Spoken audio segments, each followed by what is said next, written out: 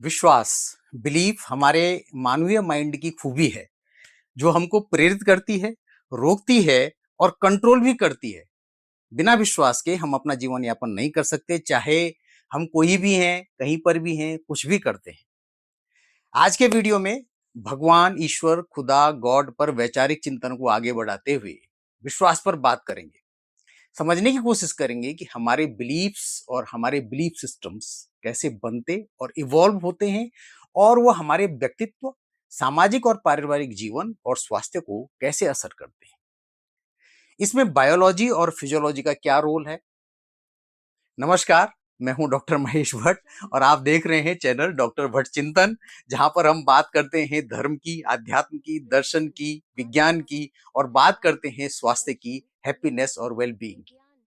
आगे बढ़ने से पहले हमेशा की तरह एक गुजारिश कि यदि आपने अभी तक चैनल को सब्सक्राइब नहीं किया है तो सब्सक्राइब करके बेल आइकन पर क्लिक करके हमें अपना सहयोग दें। धन्यवाद। अक्सर कहा जाता है कि आस्तिक या थीस्ट लोग भगवान या किसी सुपरनेचुरल पावर में विश्वास करते हैं और नास्तिक या एथीस्ट लोग भगवान या किसी प्रकार की ऐसी शक्ति में विश्वास नहीं करते। अब प्रश्न ये उठता है कि पहले तो ये कहना कि नास्तिक लोग विश्वास नहीं करते फैक्चुअली गलत है। वो इसलिए कि उनका भगवान या किसी ऐसी शक्ति में विश्वास न करना भी तो एक विश्वास है, क्योंकि भगवान को न तो उन्होंने देखा है जो उसमें विश्वास करते हैं और न ही उसमें विश्वास न करने वालों ने देखा है।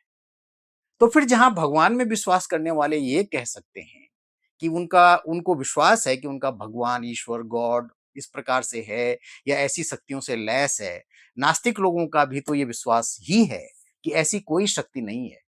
दोनों ही सूरतों में विश्वास तो दोनों ही कर रहे हैं। विश्वास प्रत्यक्ष या निर्णायक सबूत के बिना एक मानसिक दृष्टिकोण या दृढ़ विश्वास है कि कुछ सत्य वास्तविक या अस्तित्व में है।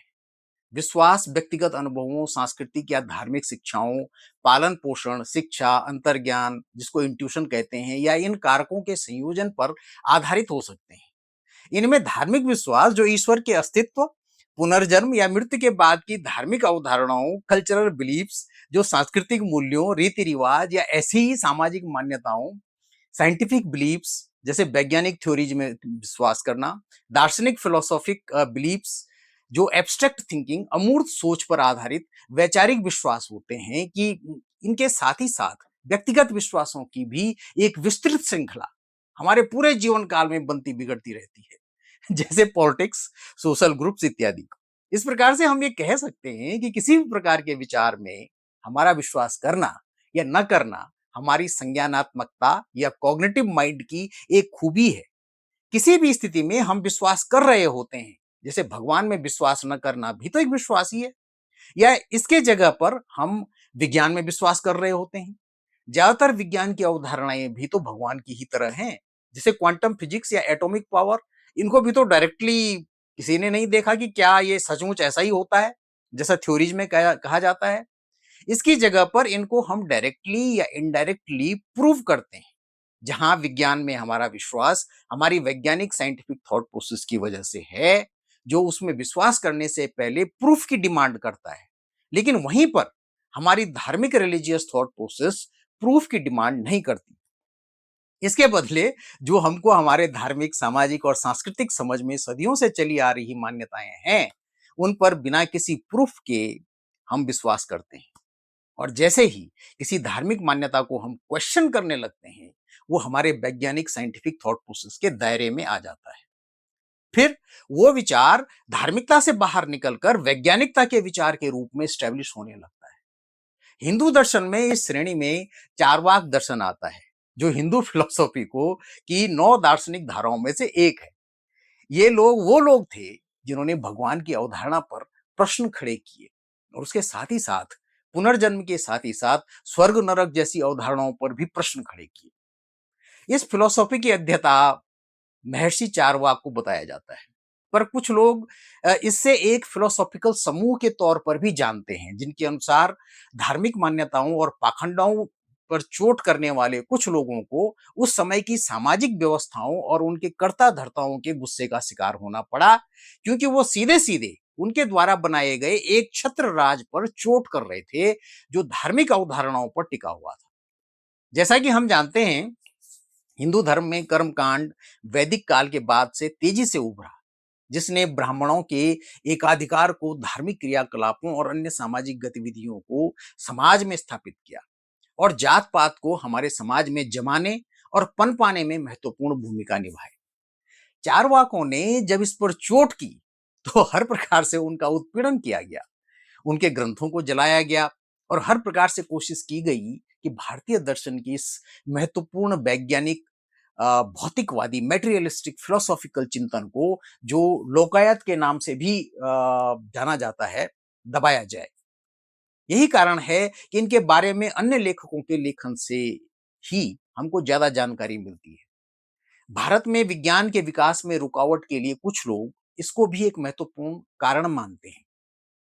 एक प्रसिद्ध श्लोक जो चारवाक फिलोसॉफी को, उनके विश्वासों को दर्शाता है, वो है, यावत जीवेत सुखम जीवेत ऋणम कृत्वा घृतम पीवेत भस्मीभूतस्य देहस्य पुनरागमनम कुतः। अर्थात जब तक जियो, सुख से जियो, चाहे इसके लिए ऋण लेकर घी क्यों न पीना पड़े, मतलब जैसे भी करो पर मजे करो। मजे करो, पैसे पैसे नहीं है तो कर्ज लेकर करो, पर मजे करो, क्योंकि मृत्यु के पश्चात जो देह भस्म हो चुकी है, उसका वापस आने का सवाल ही नहीं है। तो हम ये कह सकते हैं कि इन लोगों का विश्वास न तो वेदों में था, न भगवान की अवधारणाओं में, और न ही पुनर्जन्म और पूर्व जन्म में। इसका सीधा मतलब ये है कि ये लोग अपने समय की बहुत सारी मान्यताओं और कर्मकांडों पर सीधे सीधे प्रश्न चिन्ह लगा रहे थे। वे बिना सबूतों के विश्वास करने को तैयार नहीं थे। मतलब साफ था कि ये लोग वो लोग थे जिनकी वैज्ञानिकता, साइंटिफिक थॉट प्रोसेस उनको गाइड कर रही थी। आज के परिप्रेक्ष्य में हम कह सकते हैं कि हम में से ज्यादातर लोग किसी न किसी फॉर्म में चारवाकी हैं, क्योंकि हम में से ज्यादातर कभी न कभी किसी न किसी फॉर्म में अपने धार्मिक विचारों पर और उनकी स्थितियों पर प्रश्न उठाते रहते हैं। पहले भी ऐसे लोग थे, लेकिन उनकी संख्या बहुत कम रही होगी। पर आज के संदर्भों में ज्यादातर लोग विश्व के सभी धर्मों, मान्यताओं और समाजों में इस प्रकार के प्रश्नों की संख्या और प्रश्नकर्ताओं की संख्या बढ़ी है। और यही कारण है कि हम विज्ञान को आज इस स्थिति में देख पा रहे हैं। जो सलूक भारत में चारवाकों के साथ में हुआ, वही पश्चिम में भी खूब हुआ। जिसके दो प्रसिद्ध उदाहरण, जिनका जिक्र अक्सर गाए बगाए कभी सभी ने सुना होगा, बोर्नो और गलीलियो, जिनको भी अ- अपने वैज्ञानिक विचारों और मान्यताओं पर प्रश्न खड़े करने के लिए प्रताड़ित ही नहीं किया गया, बल्कि ब्रूनो को तो जिंदा जला दिया गया था। तो ये हम कह सकते हैं कि हमारी दुनिया बिलीफ्स पर ही चलती है।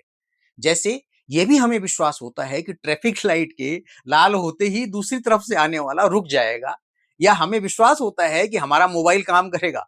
लेकिन कुछ विश्वास, जैसे भगवान, वेद, रिचुअल्स इत्यादि धार्मिक विचारों और अवधारणाओं पर जो विश्वास होता है, जहां हमारे लिए फायदेमंद हो सकते हैं, क्योंकि वो हमारे दिमाग के रिवार्ड सिस्टम को और प्लेसिबो इफेक्ट्स को ट्रिगर करते हैं, जिनका जिक्र हमने पिछले वीडियो में भी किया था। आप उस वीडियो को देख सकते हैं। इनका असर, जो प्लेसिबो इफेक्ट्स और इनका असर हमारे सामाजिक, मानसिक, शारीरिक स्वास्थ्य पर उल्टा भी हो सकता है। जैसे कि बहुत सी मान्यताएं जो हम धर्म में और दुनिया के हर हिस्से में प्रचलित होते हैं, वैसे अब इस तरह की समस्याएं कम होती जा रही हैं, क्योंकि लोग अब अपने साइंटिफिक थॉट प्रोसेस और साइंटिफिक टेम्परामेंट का ज्यादा उपयोग करने लगे हैं। लेकिन फिर भी लोग अपने विश्वासों, विशेष करके धार्मिक विश्वासों की वजह से खतरों का सामना करते हैं। ऐसी खबरें अक्सर देखने सुनने को मिलती रहती हैं, जो व्यक्तिगत स्वास्थ्य और पब्लिक हेल्थ के लिए परेशानियां क्रिएट करते हैं। आज के वीडियो में इतना ही। जाने से पहले ही गुजारिश, प्लीज, आपने अगर अभी तक चैनल को सब्सक्राइब नहीं किया है, तो सब्सक्राइब करके बेल आइकन पर क्लिक जरूर कर दें और हमें अपना सहयोग दें। इस वीडियो को लाइक करें और शेयर करें, और ज्यादा से ज्यादा लोगों तक इसे पहुंचाने में हमारी मदद करें। अपना और अपने स्वास्थ्य का ख्याल रखें, स्वस्थ रहें, मस्त रहें, और एक सकारात्मकता अपने चारों ओर प्रेषित करते रहें। धन्यवाद। नमस्कार।